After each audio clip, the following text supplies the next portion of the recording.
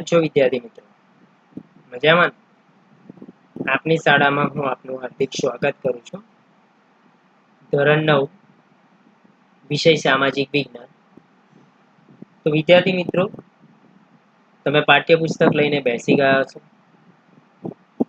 જ્યાં તમને જરૂર લાગે ત્યાં અંડરલાઈન કરતા રહેજો. બરાબર છે, પેન કે પેન્સિલ વડે.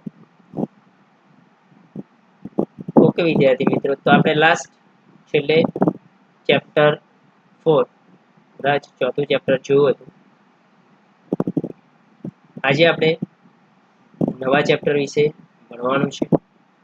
તેના વિશે થોડો ખ્યાલ મેળવી લઈએ કે વિશ્વમાં ભારતની વારસાની દ્રષ્ટિએ અજોડ સ્થાન ધરાવે છે. કે વિશ્વમાં ભારત જે છે વારસાની દ્રષ્ટિએ એક અજોડ સ્થાન ધરાવે છે. વિદેશીઓ ભારતમાં આવ્યા. આપણે આગળના ચેપ્ટરમાં ઘણું બધું એના વિશે ભણી ગયા છે કે વિદેશી ઘણી બધી પ્રજા ભારતની અંદર આવી વસી. બરાબર છે. કયા કારણે આવી હતી એ પણ આપણે જોયું છે. અને સત્તા સંઘર્ષમાં ઉતર્યા કે કેટલીક પ્રજા આવી અને ભારત પર એમની સત્તા જમાવી. અને ભારતીય સ્વતંત્ર પ્રાપ્તિ માટે ઈસવીસન 1857 પ્રથમ સંગ્રામથી ભારતમાં ઈસવીસનના અંતે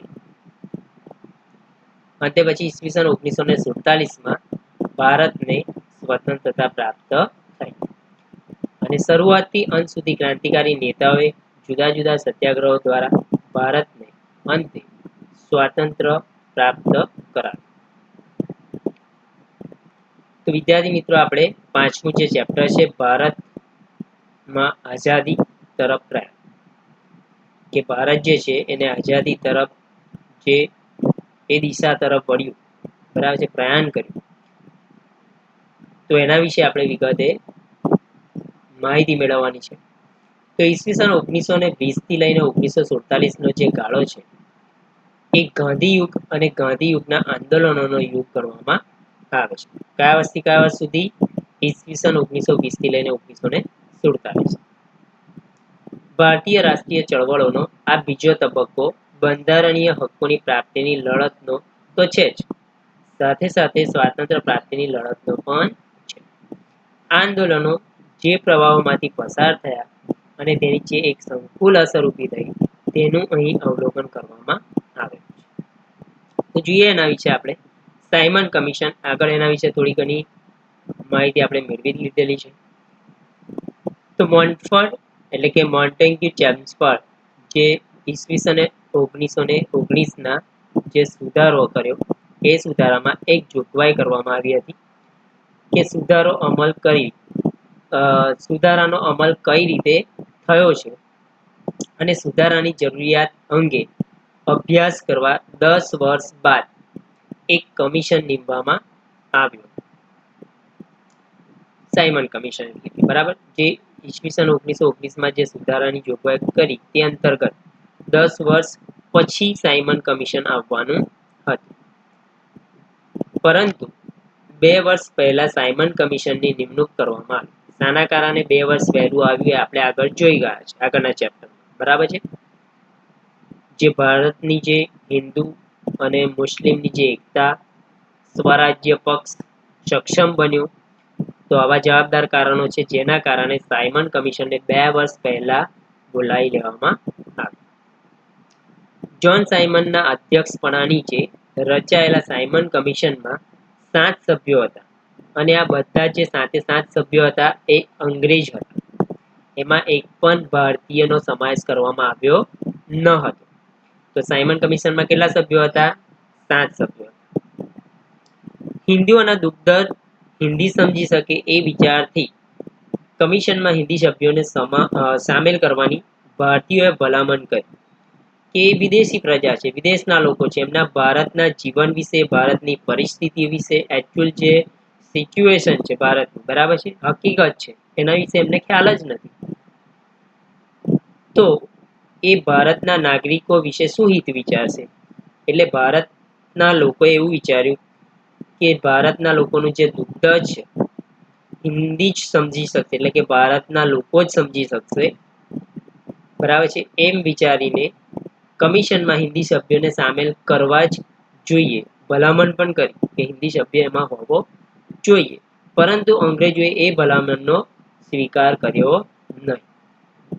તેથી ભારતીયોએ સાયમન કમિશનનો બહિષ્કાર કરવાનું નક્કી કર્યું અને સાયમન કમિશનના ભારત આગમન સમયે લોકોએ હડતાળ કરી, સભાઓ ભરી, સરઘસ કાઢ્યા, સાયમન ગો બેકના નારાઓ લગાવ્યા અને કાળા વાવટાઓ પણ ફરકાવી એનો વિરોધ કર્યો. કાળા વાવટા બરાબર છે. વાવટો એટલે ધજા પતાકા જેને કે બરાબર છે. તો એ કાળા કલરના હતા. એમના વિરોધ કરવા માટે એવું પ્રદર્શન એમને કર્યું હતું, જેની સામે સરકારે દમન નીતિ વાપરી કે આ જે લોકોએ ઉગ્ર વિરોધ કર્યો તો આ પ્રજાને દબાવી દેવા માટે એમના ઉપર દમન નીતિ અપનાવી, લોકોને મારપીટ કરી, લાઠીચાર્જ કર્યો વગેરે. સરકારી દમન નીતિનો ભોગ કોણ બન્યું હતું? આજે સૈન્ય દ્વારા હિન્દની પ્રજાને મારવામાં આવતી હતી, જેમાં લાલા લજપત રાય, ગોવિંદ વલ્લભ પંત અને જવાહરલાલ નહેરુ પણ બન્યા હતા. એટલે કે આ લીડર હતા, ભારતના મોટા નેતાઓ હતા, એમને પણ એનો ભોગ બનવું પડ્યું હતું. લાહોરમાં સરઘસની આગેવાની લેતા લાલા લજપત રાય ગંભીર રીતે ઘાયલ થયા હતા અને થોડા સમય બાદ તેમનું અવસાન થયું. કે લાહોરની અંદર જે સરઘસ કાઢવામાં આવ્યું હતું એના જે મુખ્ય નેતા લીડર કહેવાય એ લાલા લજપત રાય હતા અને આ જે લાઠીચાર્જ કરાયો અંગ્રેજ પોલીસ દળ દ્વારા, જેમાં ગંભીર રીતે ઘાયલ થયા અને થોડા સમય બાદ એમને વધારે વાગેલું હોવાને કારણે એમનું મૃત્યુ. લાલાજીના મૃત્યુના સમાચારથી ભગતસિંહ, સુખદેવ, રાજગુરુ વગેરે ક્રાંતિકારીઓ ઉશ્કેરાયા અને લાઠીચાર્જનો આદેશ આપનાર જે અંગ્રેજ હતો પોલીસ અધિકારી સાડસની હતો. કોણ હતો? કે સૈન્યને આદેશ આલનાર જે પોલીસ અધિકારી હતો એ સાડસની હતો. તો આ સાડસની ક્રાંતિકારીઓએ હત્યા કરી નાખી. હવે જોઈએ આપણે આગળ નહેરુ કમિટી. તો કે સાયમન કમિશનનો બહિષ્કાર થતા હિન્દી વજીર બરકતહેરે સાયમન કમિશનનો ખરડો રજૂ કરતા જણાવેલું કે હિન્દના નેતાઓ બધા જ પક્ષોને અનુકૂળ બંધારણ ઘડી આપે તો બ્રિટિશ સરકાર તેનો વિચાર કરશે. કે હિન્દના નેતાઓ એવું બંધારણ ઘડે કે જેથી બધા જ પક્ષના નેતાઓ એટલે કે બધી પ્રજાને માન્ય હોય, તો પછી અમે બ્રિટિશ સરકાર વિચાર એના માટે કરશું એવું જણાવ્યું. આ આહવાનને પડકાર સમજીને હિન્દી રાષ્ટ્રીય મહાસભાએ મોતીલાલ નહેરુના પ્રમુખ પદે નહેરુ કમિટીની એક રચના કરી કે જે બ્રિટિશ સરકાર દ્વારા જે આ આહવાન મળ્યું એને પડકાર સમજીને હિન્દી રાષ્ટ્રીય મહાસભાના જે સ્વીકાર કર્યો અને મોતીલાલ નહેરુના પ્રમુખ પદે એક નહેરુ કમિટીની રચના કરવામાં આવી. પછી જે આ કમિટીએ અહેવાલ આપ્યો એ નહેરુ અહેવાલ તરીકે ઓળખાયો. કે જે અહેવાલ આપ્યો તે નહેરુ અહેવાલ તરીકે ઓળખાય છે, જેમાં સંસ્થાનિક સ્વરાજ્ય ડોમિનિયન સ્ટેટ, સંસ્થાનિક સ્વરાજ્ય એનો અર્થ થાય છે ડોમિનિયન સ્ટેટનો અર્થ શું થાય છે? સંસ્થાનિક સ્વરાજ્ય, સ્વતંત્ર ન્યાયતંત્ર, મૂળભૂત અધિકારો, પુખ્ત વયે મતાધિકાર વગેરે જેવી બાબતોનો એની અંદર સમાવેશ કરવામાં આવ્યો હતો. પરંતુ અંગ્રેજ સરકારે આ અહેવાલની ભલામણો સ્વીકારી ન હતી. ત્યારબાદ આગળનો પોઈન્ટ જોઈએ આપણે પૂર્ણ સ્વરાજ્યની માંગણી. ઈસવીસન 1929 કે ઈસવીસન 1929માં પછી પૂર્ણ સ્વરાજ્યની માંગણી કરાઈ બ્રિટિશ સરકાર સામે. આ સમયે હિન્દી રાષ્ટ્રીય મહાસભાના જવાહરલાલ નહેરુ, સુભાષચંદ્ર બોઝ જેવા યુવા નેતાઓ સક્રિય થયા, જે પૂર્ણ સ્વરાજ્યના હિમાયતી હતા. સંસ્થાનિક સ્વરાજ્યથી યુવા વર્ગને સંતોષ હવે ન હતો. પરિણામે રાવી નદીના તટે, આકાશ યાદ રાખજો, ક્યાં? રાવી નદીના કિનારે એટલે તટે, લાહોર ખાતે જવાહરલાલ નહેરુના અધ્યક્ષપણા નીચે, એટલે મેન લીડર કોણ હતા? જવાહરલાલ નહેરુ. તેમના અધ્યક્ષપણા નીચે હિન્દી રાષ્ટ્રીય મહાસભામાં પૂર્ણ સ્વરાજ્યનો ઠરાવ પસાર કરવામાં આવ્યો. ત્યારબાદ 26મી જાન્યુઆરી 1930ના દિવસે સ્વતંત્રતાના શપથ લઈને પ્રથમવાર સ્વતંત્રતા દિનની ઉજવણી કરવામાં આવી હતી. ક્યારે પ્રથમવાર સ્વતંત્ર દિનની ઉજવણી કરવામાં આવી હતી? 26મી જાન્યુઆરી ઈસવીસન 1930ના રોજ.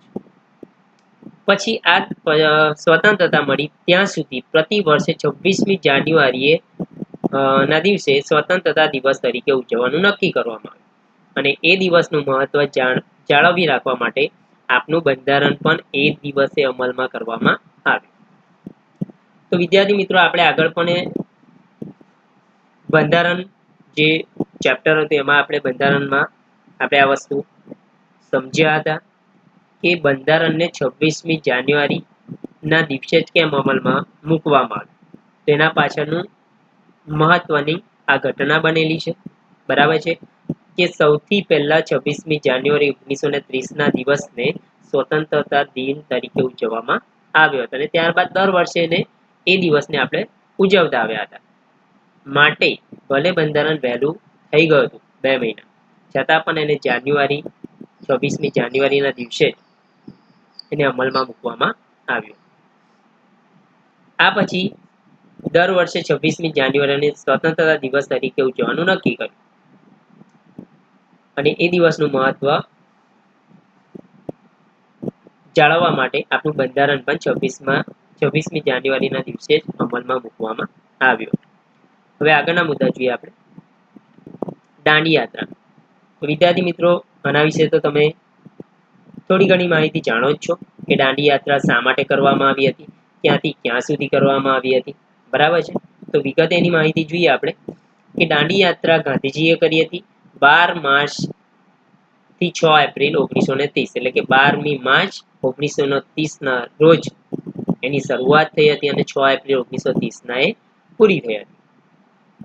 તો આ જે યાત્રા છે શા માટે કરવામાં આવી હતી, તો કે સવિનય કાનૂન ભંગના આંદોલનના ભાગરૂપે ગાંધીજીએ જે મીઠાનો જે અન્યાયી કાયદો હતો એનો ભંગ કરવા માટે દાંડી યાત્રા કરી હતી. તેનો જવાબ આ તમારે લખવાનો રહેશે. તો ગાંધીજીએ દાંડી ગામના દરિયા કિનારે જઈને મીઠાના કાયદાનો ભંગ કરવાનું નક્કી કર્યું હતું.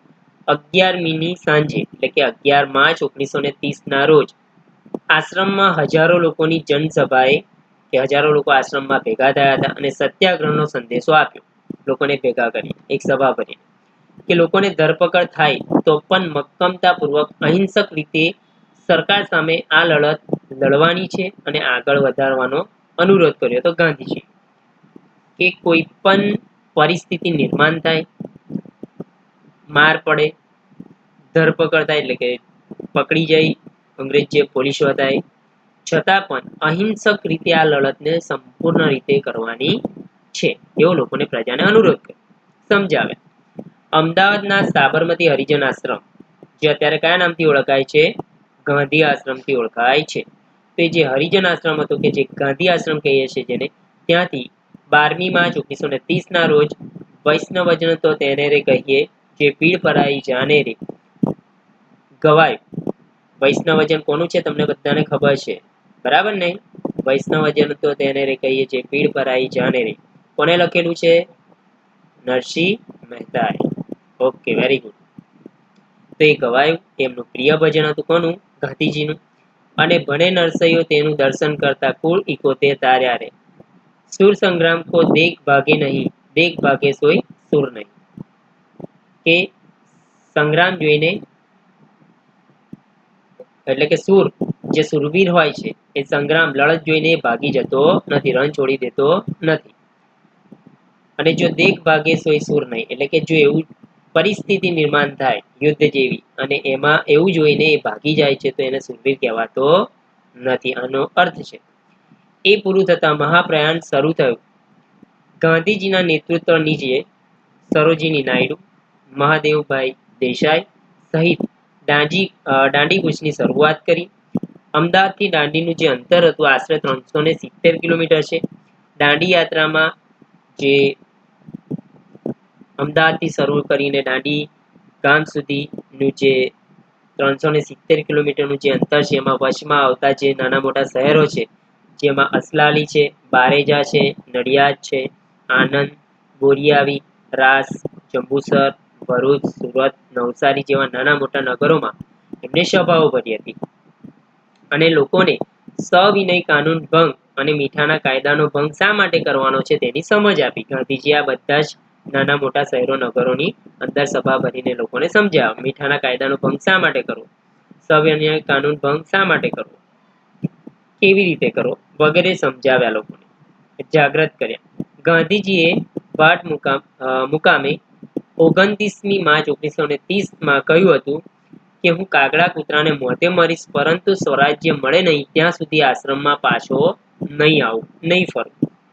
આવું 29 માર્ચ 1930ના રોજ ગાંધીજીએ. ત્યારબાદ આ કૂચ જે ગામોમાંથી પસાર થતી ત્યાં લોકો રસ્તાની સફાઈ કરતા હતા, એટલે કે જે ગામ શહેરમાં જતા હતા તો ત્યાં જે રસ્તો હતો તે લોકો સાફ સફાઈ કરતા હતા, એ રસ્તાની પાણી છાંટી તોરણો બાંધીને શણગારતા હતા. આ યાત્રાએ ભારતના લોકોમાં અપૂર્વ જાગૃતિ, અજબની શ્રદ્ધા, ચેતના અને એકતા જગાનું અદ્ભુત કાર્ય કર્યું હતું. દેશભરમાં સત્યાગ્રહનું મોજું ફરી વળ્યું કે આખા દેશની અંદર સત્યાગ્રહ માટે લોકો એકઠા થયા, ભેગા થયા, જાગૃત થયા. એટલે કે આખા દેશ, સમગ્ર દેશમાં સત્યાગ્રહનું મોજું ફરી વળ્યું. ગાંધીજી તેમના સાથીદારો સાથે 24 દિવસની પદયાત્રા બાદ દાંડી પહોંચ્યા 5મી એપ્રિલ 1930ના રોજ. એટલે કે આ જે યાત્રા હતી અમદાવાદ ગાંધી આશ્રમથી લઈને દાંડી ગામ સુધીની જે પદયાત્રા હતી, પગપાળા પ્રવાસ જેને કે, બરાબર, એ 24 દિવસની પદયાત્રા હતી. એટલે દાંડી ગામે 5મી એપ્રિલે 1930ના રોજે પહોંચી ગયા અને 6ઠી એપ્રિલે 1930ની વહેલી સવારે બરાબર 6:30 કલાકે દરિયા કિનારે જામેલા મીઠામાંથી મુઠ્ઠી મીઠું લઈ મીઠાનો ન્યાયી કાયદો તોડ્યો. ગાંધીજીએ કહ્યું કે મેને નમક કા કાનૂન તોડ દિયા. અને આ સમયે ત્યાં ઉપસ્થિત જે લોકો હતા એ લોકોને સંબોધતા કહ્યું કે હું બ્રિટિશ સામ્રાજ્ય રૂપી ઇમારતના પાયામાં લૂનો લગાડું છું. એટલે કે જે બ્રિટિશ સામ્રાજ્ય જે પાયા ઉપર ઊભું થયું છે, જે સ્થાપિત થયું છે, બરાબર છે, તો એને હું તોડવાનો શરૂઆત કરું છું. તેવા શબ્દોથી સંબોધન કર્યું અને શ્રી મહાદેવભાઈ દેસાઈએ આ દાંડી કૂચને મહાભિનિષ્ક્રમ સાથે સરખાવી. તો શ્રી મહાદેવભાઈ દેસાઈ જે હતા એમને દાંડી કૂચ યાત્રાને મહાભિનિષ્ક્રમ સાથે સરખાવી અને દુનિયાભરના પત્રકારો, ફોટોગ્રાફર્સે પણ આ સ્થળની મુલાકાત લઈ અને આંખે દેખ્યો જે અહેવાલ હતો એ સમાચાર પત્ર અને પુસ્તિકાઓમાં પ્રસિદ્ધ કર્યો. આમ 12મી માર્ચે સાબરમતી આશ્રમથી શરૂ થયેલી જગ પ્રસિદ્ધ દાંડી કૂચની ભૌતિક સમાપ્તિ હતી, પરંતુ બ્રિટિશ સલ્તનતની ઇમારતના પાયામાં લૂનો લગાવવાની શરૂઆત થઈ ચૂકી હતી. આખા દેશમાં સવિનય કાનૂન ભંગની ચળવળ શરૂ થઈ.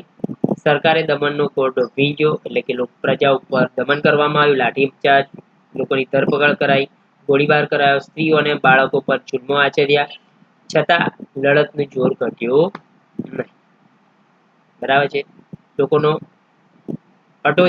અતૂટ વિશ્વાસ અને દ્રઢ નિશ્ચય શક્તિના લીધે, બરાબર છે, ગાંધીજીએ જે માર્ગ આપ્યો હતો એ માર્ગને બરાબર રીતે લોકો અપનાવ્યો હતો. તો વિદ્યાર્થી મિત્રો, અહીંયા સુધી તમને ખ્યાલ આવી ગયો હશે. હવે આપણે એના કેટલાક પ્રશ્નો જે છે એ જોઈ લઈએ. તો BSQ 1 ગુણ માટે જોઈએ. પહેલો પ્રશ્ન, સાયમન કમિશન કેટલા સભ્યોનું બનેલું હતું? તો સાયમન કમિશન કેટલા સભ્યોનું બનેલું? તો આપણે આગળ જોઈ ગયા 7 સભ્યો. જવાબમાં લખવાનું છે 7. ત્યારબાદ બીજો પ્રશ્ન છે, 1920 થી 1947ના ગાળાને કયા યુગના આંદોલનો તરીકે ઓળખવામાં આવે છે? તો એના જવાબમાં તમારે લખવાનું રહેશે ગાંધી યુગના આંદોલનોનો યુગ કહેવાય છે. એટલે જવાબ લખવાનો ગાંધી યુગના. ત્યારબાદ છે ત્રીજો પ્રશ્ન, સાયમન કમિશન કેટલા વર્ષ પહેલા નીમવામાં આવ્યું હતું? સાયમન કમિશન કેટલા વર્ષ પહેલા નીમવામાં આવ્યું હતું? 2 વર્ષ. તો ત્રીજાના જવાબમાં તમારે લખવાનું છે 2 વર્ષ. ચોથો છે પ્રશ્ન, ડોમિનન્ટ સ્ટેટસ એટલે શું? તો ડોમિનન્ટ સ્ટેટસનો અર્થ જે છે આપણે આગળ જોઈ ગયા સંસ્થાની સ્વરાજ્ય. ત્યારબાદ 5મો પ્રશ્ન છે, સાયમન કમિશનનો વિરોધ કરતા લાઠીચાર્જના કોનું મૃત્યુ થયું?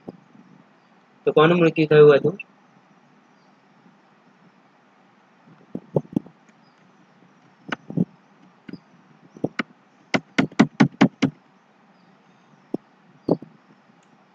લાલા લજપતરાય, બરાબર. પાંચમાનો જવાબ આવશે લાલા લજપત. ત્યાર પછીનો છઠ્ઠો પ્રશ્ન છે, અંગ્રેજ અધિકારી સારસની હત્યા કોણે કરી હતી? કોણે કરી હતી? ક્રાંતિકારી. ત્યારબાદ નો પ્રશ્ન છે સાતમો, પ્રથમ સ્વાતંત્ર્ય દિનની ઉજવણી ક્યારે કરવામાં આવી હતી? તેનો જવાબ તમારે લખવાનો રહેશે 26મી જાન્યુઆરી ઈસવીસન 1930 ના દિવસે પહેલો સ્વતંત્ર દિન ઉજવણી કરવામાં આવ્યો. આઠમો પ્રશ્ન છે, દાંડી યાત્રા ક્યારે યોજાઈ? તેનો જવાબ તમારે લખવાનો છે 12 માર્ચ 1930 ના રોજ.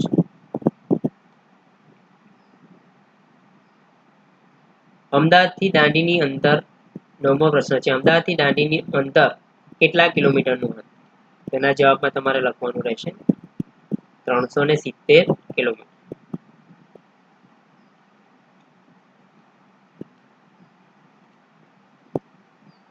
ત્યારબાદનો 10મો પ્રશ્ન છે, કાગડા કૂતરાના મોતે મરીશ પરંતુ સ્વરાજ્ય મળે નહીં ત્યાં સુધી આશ્રમમાં પાછો નહીં ફરું, આ પ્રતિજ્ઞા કોણે લીધી હતી?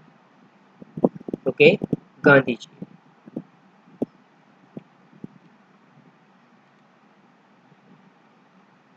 ત્યારબાદ છે 11મો, દાંડી કૂચને મહાભિનિષ્ક્રમ સાથે કોણે સરખાવે છે?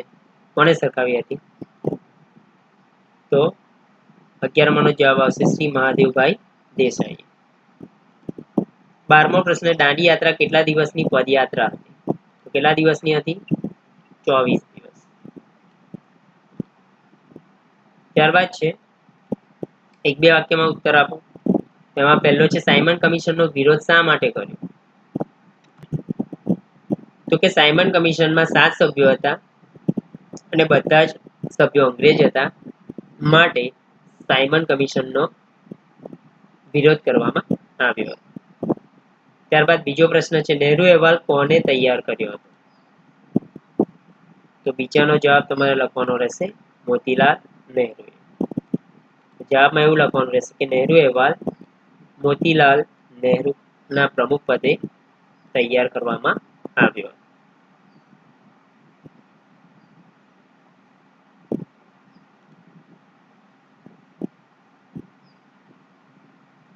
ત્રીજો પ્રશ્ન છે, સમગ્ર ભારતમાં 26 જાન્યુઆરીના દિવસને કયા દિવસ તરીકે ઉજવવામાં આવે છે?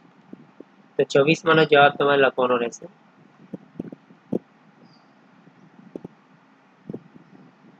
ત્રીજાનો જવાબમાં તમારે લખવાનું રહેશે કે સ્વતંત્રતા દિન તરીકે ઉજવવામાં આવે છે. બરાબર, તો જવાબ એવો લખવાનો રહેશે કે સમગ્ર ભારતમાં 26મી જાન્યુઆરીને સ્વતંત્ર દિન તરીકે ઉજવવામાં આવે છે. ચોથો પ્રશ્ન છે, સવિનય કાનૂન ભંગ એટલે શું? તો કે સવિનય કાનૂન ભંગ એટલે સરકારના અન્યાયી કાયદાનો શાંત, અહિંસક અને વિનય સાથે છડેચોક ભંગ કરવો. ત્યાર પછીનો પ્રશ્ન છે 5મો, ગાંધીજીએ દાંડીકૂચ શા માટે કરી? તો 5માનો જવાબ તમારે લખવાનો રહેશે સવિનય કાનૂન ભંગની ચળવળમાં ભાગરૂપે મીઠાના અન્યાયી કાયદાનો ભંગ કરવા માટે ગાંધીજીએ દાંડીકૂચ કરી. ત્યારબાદનો પ્રશ્ન, દાંડી યાત્રાનો અંત કઈ તારીખે આવ્યો? તેના જવાબમાં તમારે લખવાનું રહેશે કે દાંડી યાત્રાનો અંત 6 એપ્રિલ 1930 ના રોજ અથવા તો વહેલી સવારે આવ્યો હતો.